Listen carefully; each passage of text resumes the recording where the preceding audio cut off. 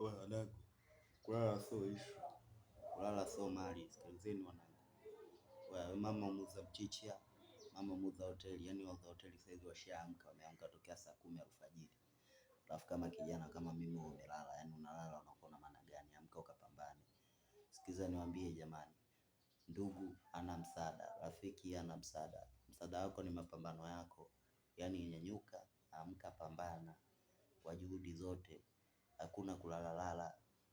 Hata wanaoamsha magari saizi wako barabarani, yani wameamka tokea muda, tokea alfajiri, tokea saa 10. Wewe unapata wapi nguvu ya kulala mpaka sasa hivi? Wasikilizeni, kumekucha, mapambano, kumekucha, mapambano.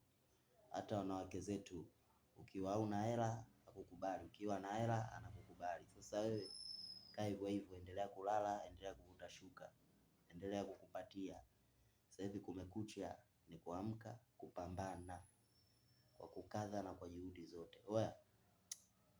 Oya, sikilizeni, mambo ya kuwa na post video hamuicomment. Jamani, sikiliza. Napoposti video, comment, like, share kwa marafiki mbalimbali. Narudia, comment, like, share.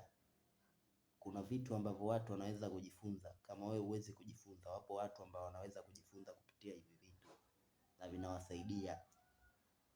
Oya, narudia, yani comment, share, like. Oya, hutaki kutiana uvivu. Hutaki kutiana uvivu. Yani una like, una comment na kushare. Oya, umesikia? Usilale sasa hivi, usilale.